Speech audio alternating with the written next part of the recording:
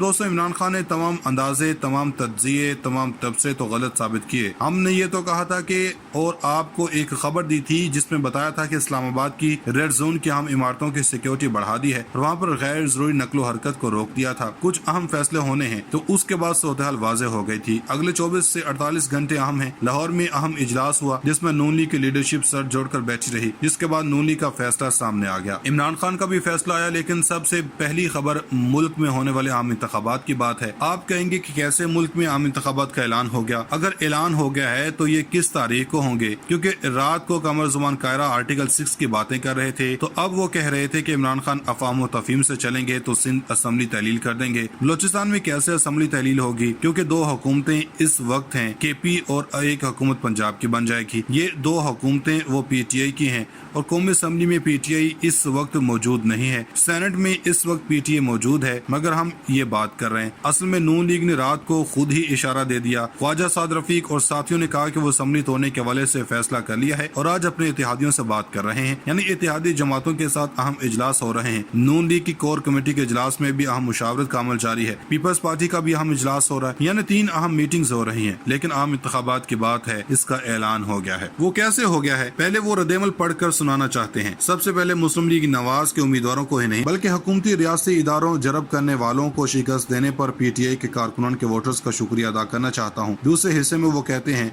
कि मैं अपने तमाम इत्तेहादियों, मुस्लिम लीग काफ, मजलिस वहदतुल मुस्लिमीन और सुन्नी इत्तेहाद कौंसिल का शुक्रिया अदा करता हूँ। अब इसके बाद जो कहा है, यहाँ से आगे का वाहिद रास्ता एक साफ शफाफ इलेक्शन का इनेकाद है। कोई भी दूसरा रास्ता महज सियासी गैर यकीनी की तरफ लेकर जाएगा। अब इमरान खान ने वाज़ेह कर दिया है कि हम इलेक्शन जरूर जीत गए हैं, लेकिन जो मुतालबा हम कर रहे हैं कि इलेक्शन साफ शफाफ होने चाहिए। इमरान खान ने कहा कि पंजाब का इलेक्शन जीतने का मतलब ये नहीं है कि हम पंजाब की हुकूमत करेंगे, इलेक्शन की तरफ जाना है। अब असल मामला ये है कि जो रात को शहबाज शरीफ और नवाज शरीफ के दरमियान भी राब्ता हुआ है। नवाज शरीफ पहले दिन से शहबाज शरीफ को कह रहे थे कि इलेक्शन करवाएं और आप अवाम की तरफ जाएं, लेकिन शहबाज शरीफ ने कहा था कि हम मसाइल हल कर लेंगे। तो शहबाज शरीफ के इसरार पर नवाज शरीफ मान गए थे, जिसके बाद इसहाक डार की वापसी की खबरें सुनी।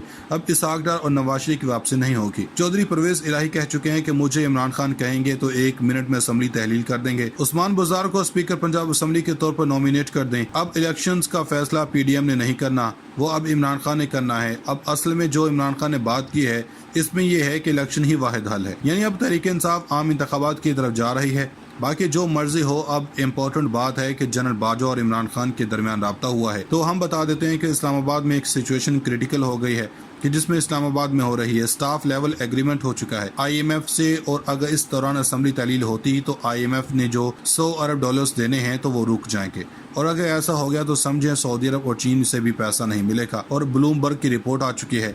ये अहम मामलात हैं। इसमें एस्टेब्लिशमेंट को, सियासी पार्टियों को कहेंगे कि कम अज कम इस खतरे से निकल जाएं ताकि पाकिस्तान डिफॉल्ट से बच जाए। अब शहबाज शरीफ की तमाम मीटिंग्स कैंसिल कर दी गई हैं, सामान पैक कर दिया गया है। आज सुबह की मीटिंग्स कैंसिल हो चुकी हैं। अब जाहिर बात है इन्होंने वज़ीर-ए-आज़म हाउस से जाना है।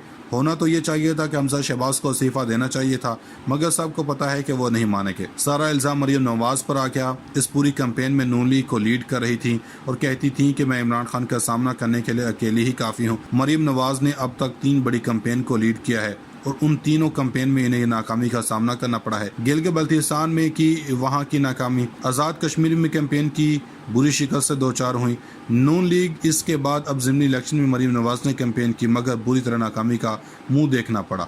नून लीग के लोग कह रहे थे कि मरीम नवाज ने जहाँ जहाँ पर जलसे किए वहाँ पर नून लीग को शिकस्त का सामना करना पड़ा है, जिसका मतलब है मरीम बेबी जहाँ पर हाथ डाला वो घाटे का सौदा है।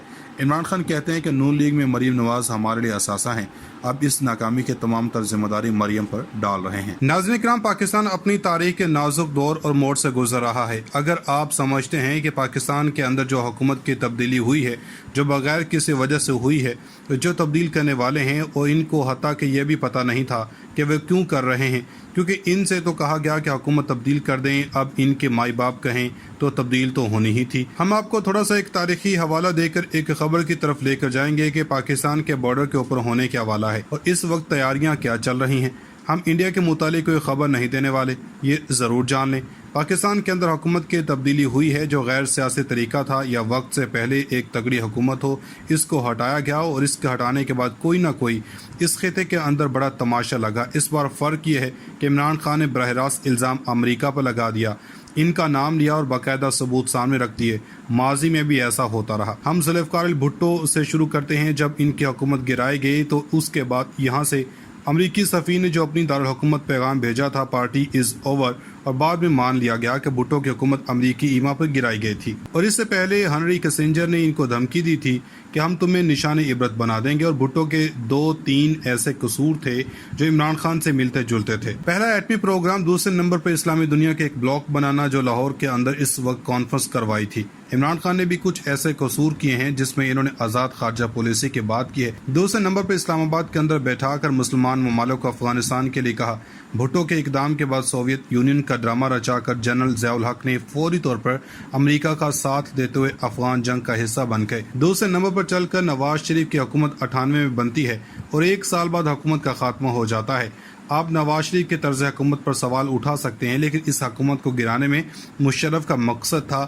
اس حکومت کو 2 تہائی حکومت تھی، اور پھر یہ بین الاقوامی اسٹیبلشمنٹ کہتی ہے کہ پاکستانی حکومت سے بات کرنا مشکل ہوتا ہے۔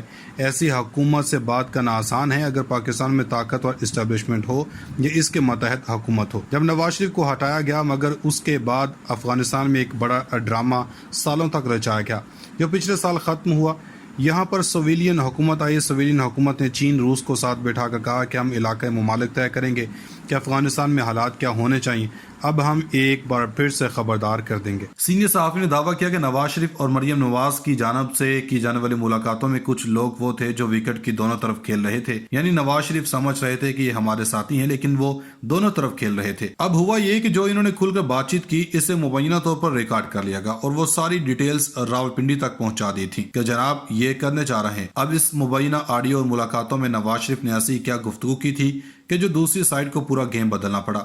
ان ملاقاتوں میں نواز شریف نے توہین آمیز الفاظ استعمال کیے۔ ان کی گفتگو کچھ اس طرح تھی کہ جب تک انہیں فل ڈوز نہیں دی جائے گی تب تک سول بالادستی کا قیام ممکن نہیں۔ اس وقت پاکستان کے معاملات انڈر کنٹرول نہیں ہو سکے کیونکہ پھر یہ ساری صورتحال شروع ہو جائے گی۔ نواز شریف نے آرٹیکل 6 کا تذکرہ کیا۔ آرٹیکل 6 کا اطلاق غیر سیاسی لوگوں پر ہونا چاہیے۔ ان سب کے باوجود عمران خان نے اپنے اداروں کے خلاف لب کشائی نہیں کی۔ بار بار عمران خان سے وعدہ خلافی کی جاتی رہی۔ کچھ افراد کو ٹارگٹ ضرور کیا گیا لیکن بطور ادارہ انہوں نے نہ تو کوئی ایسی بات اور نہ ہی ایسا کوئی عمل کیا، کیونکہ وہ جانتے ہیں کہ پاکستان مضبوط ہے تو ہم مضبوط ہیں۔ اب وہاں پر بھی یہ سوچ مضبوط ہوتی جا رہی ہے۔ ان کو بھی پتا ہے کہ عمران خان نے اپنی ریڈ لائن عبور نہیں کی، اداروں کے ساتھ ٹکراؤ کی سیاست نہیں کی۔ 25 مئی کو وہ عوامی سمندر کا رخ پارلیمنٹ کی طرف موڑ سکتا تھا لیکن انہوں نے عوام کو کنٹرول میں رکھا اور اگلی کال کا کہا۔ یہ وہی وجوہات ہیں کہ وہ اب دوبارہ گیم میں شامل ہو گئے۔ اگلے 4 ہفتے بڑے اہم ہیں، اس میں فیصلہ ہو جانا ہے۔ ناظرین کرام، رات گئے پاکستانی سیاست میں بھونچال آ چکا اور پاکستان تحریک انصاف کے رہنما نے ایک ایسا انکشاف کیا جس نے پورے کا پورا سیاسی منظرنامہ بدل کر رکھ دیا۔ 2 بڑوں کی انتہائی اہم ملاقات اس میں نام لیے گئے ہیں عمران خان اور جنرل باجوہ کے، اور اس ملاقات کے حوالے سے ایوان صدر کے مقام کی تصدیق کی گئی ہے۔